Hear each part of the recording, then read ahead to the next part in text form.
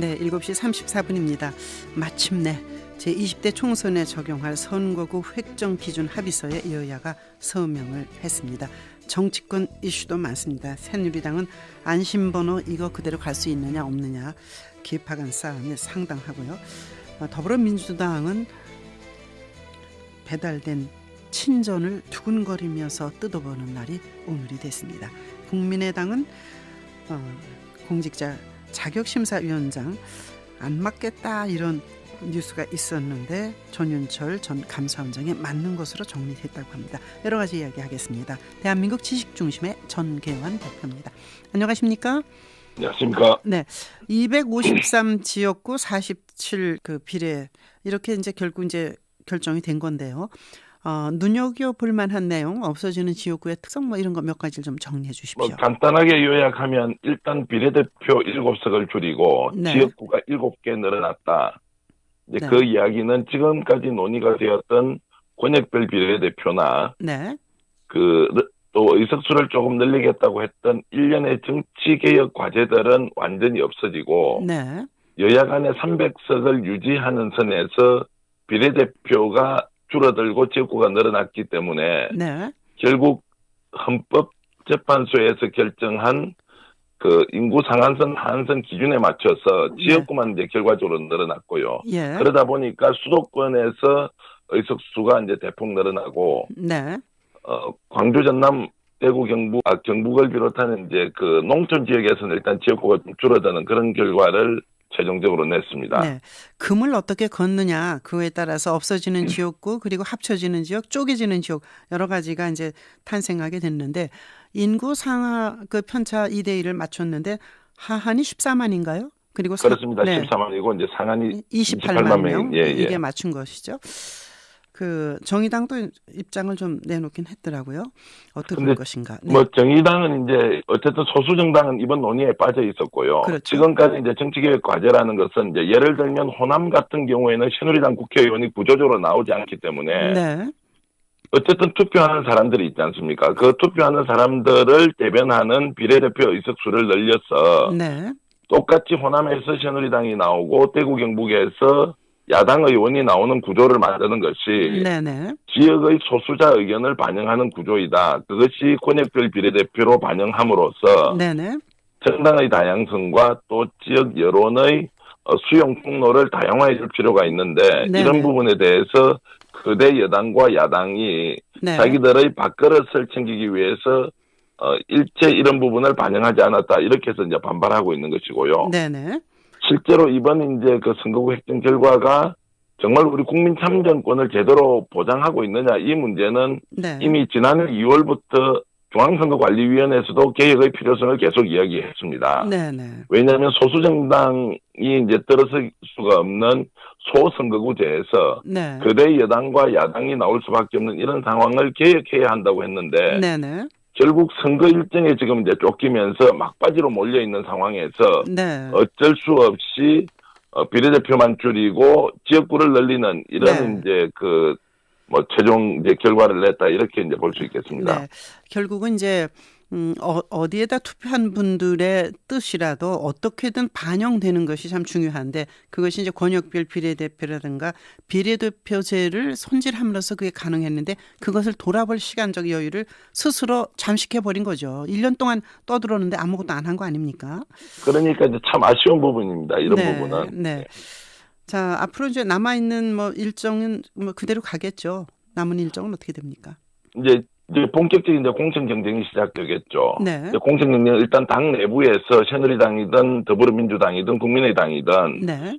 이제 어떻게 공천을 해서 국민들로부터 신뢰를 더 얻을 것이냐 이 문제에 집중을 할 테고요. 네. 이제 이런 것이 결국 내부 경선을 통한 새로운 이제 이제 공천자의 인재. 결정 네. 그리고 이제 막바지에 이제 어느 당이 좀 더 주도적으로 일단 선거를 이끌어갈 것이냐. 네. 그래서 모든 지금 일정이 일단은 내부 경선에 초점을 맞추고 있고 네. 그 내부 경선에서 누가 이제 공천자로 결정되나 이런 문제가 이제 네. 계속 이제 이어져서 나올 것 같습니다. 네, 새누리당을 좀 들여다보면 지금 안심번호 상향식 공천 김무성 대표가 주장했던 것이 약간 좀 풀이 죽어가는 것 같아요. 황진화 사무총장이 이것에 대해서 제대로 못했다고 사과를 했네요. 그 참 이제 이게 관리하기 어려운 부분이에요. 네. 지금까지 새누리당이 안심번호는 아니지만 휴대폰 번호로 지금까지 경선을 좀 해왔지 않습니까? 지난 네. 이제 지방선거에서는 이렇게 했는데 그때도 이런 문제가 있었고 이게 이제 구조적으로 해결되기 어려운 것은 네. 지역구 국회의원들이 경선 대비해서 많은 당원들을 임의로 만들어 놓습니다. 네. 네. 그분의 경우에는 이제 자기 동의가 없는 상태에서 이미 당원이 돼 있는 경우 네. 이것을 당내에서 실제로 걸릴 수 있느냐 네. 그게 없다는 것이고 이번에 안심번호 공천의 경우에는 휴대폰 번호가 일종의 이제 그 확인되지 않는 네. 전화번호로 바뀌는 거지 않습니까? 그렇습니다. 예. 이제 그런 과정에서 근원적인 문제가 해결되지 않는 상태에서 전화번호만 바꾸니까 역시 네. 이제 이런 문제가 다시 생긴다. 예. 이렇게 하니까 김무성 대표가 좀 궁지에 몰리는 것 같습니다. 예, 그렇군요. 그 이한구 그 위원장 곁으로 국회의원들이 많이 몰려 있는 사진을 보면서 그쪽에 힘이 실려가고 있구나 이런 느낌을 지울 수가 없네요. 그 더불어민주당 오늘 이제 친전 형태로 당신은 공천심사 며칠 날 와주십시오. 당신 그동안 수고하셨습니다. 뭐 두 가지로 갈리는 것 같은데요. 내용이 조금 그 누수된 게 있나요? 알려진 게 있나요? 뭐 나오긴 하는데 이게 정확하다고 표현하기 어려워서 혹시 명예훼손이 될 수도 그렇죠. 있기 때문에 말씀드리긴 곤란할 것 같고요. 네. 일단 친전 형태로 이제 전달된다면 이 부분은 김종인 대표가 한 것은 아니지 않습니까? 네.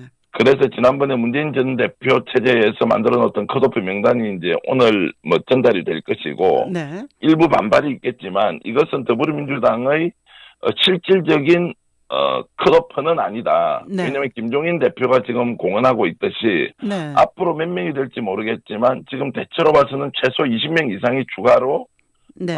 이제 부적격자로 이렇게 분류가 될 것 같은데요. 네네. 이미 이런 과정을 통해서 지난번에 있었던 컷오프 대상과 김종인 네. 대표가 정밀하게 현미경 검증을 통해서 또 다른 컷오프 대상을 만들겠다고 했으니 네. 이제는 더불어민주당 내에서 컷오프와 관련된 일련의 이제 인적 쇄신 작업이 본격화됐다 이렇게 평가할 수 있겠습니다.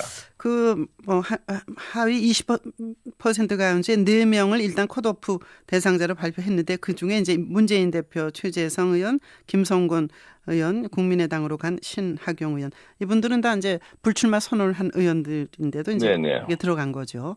그러면 그 이후에 그 김종인 대표하고 홍창선 위원장이 함께 만든 추가 컷오프 대상자, 탈락자가 나온다는 말씀이신 거죠? 그렇죠. 이제 지금은 컷오프가 하위 20, 한 16명 정도가 네. 이번에 오늘 내일 중에 나올 것이고요. 예. 그거 외에도 이제 그 초대선 의원에서 한 30%, 네네. 3선 이상 중에서 절반 정도를 하겠다고 지금 공언을 하고 있지 않습니까? 네, 그렇죠. 그렇게 보면은 최소 20명이고 그냥 단순 계산으로도 30명이 넘을 수 있다. 네. 그렇게 된다면 수도권이든 아니면 호남 지역이든 네. 다선 중진 의원들의 용퇴가 불가피한 상황이 올 수 있다. 이제 예. 이 경우에 당내 분란이 어떻게 수습될 것인지 지켜봐야 하겠지만 네네. 김종인 대표가 칼자루를 쥔 상태에서 이 네. 부분만큼은 명확하게 하겠다고 선언하는 걸로 봐서는 네네. 이 물갈이 폭이 우리가 생각하는 것보다 훨씬 많을 것이다. 이렇게 예상할 수 있겠습니다. 네. 월급 받는 월급쟁이 국회의원 일 안 하고 번들번들 노는 사람 다 걸러내겠다. 뭐 양당에서 그렇게 공언을 하고 있는데 어떻게 될지요. 자, 국민의당 선대위 드디어 출범된 거죠, 이제? 네네, 그렇습니다. 네. 그 전인철 위원장이 그 전 감사원장이 그동안 좀 확실한 태도가 아니었는데 이제 하기로 했다. 이건 이제 공식 발표니까 믿어도 되겠죠.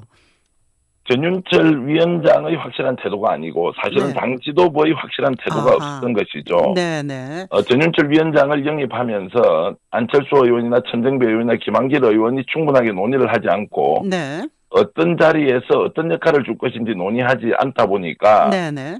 각자의 이해관계에 따라서 전윤철 위원장이 사실은 좀 놀림을 당한 측면이 있고요. 네네. 그런 부분이 어제 하루 동안 이제 논란이 있으면서 결국 정리가 됐지만 네네. 이런 부분이 단순히 정리가 아니라 앞으로도 국민의당에서는 네. 많은 네. 논란이나 혼선이 빚어질 수도 있다. 이런 우려를 해볼 수 있겠습니다. 전윤철 감사원장한테 여러 번 전화를 드렸는데 전화를 받으시는 분인데 좀 안 받으시더라고요. 별명이 핏대인 만큼 상당히 정확하고 칼날 같은 분인데요. 그동안 힘드셨겠습니다. 그러니까 자, 그분도 네. 어쨌든 이걸 받아들여 가지고 네네. 지금 더불어민주당도 김종인 대표 체제로 뭔가 혁신을 하는 것처럼 보이지 않습니까? 네, 그렇죠. 국민의당도 정인철 위원장이 과감하게 자신이 생각하고 있는 정말 네. 혁신을 좀 이루도록 기대해 볼 만할 것 같습니다. 네, 잘 들었습니다. 고맙습니다. 정치평론하는 전계환 대표였습니다.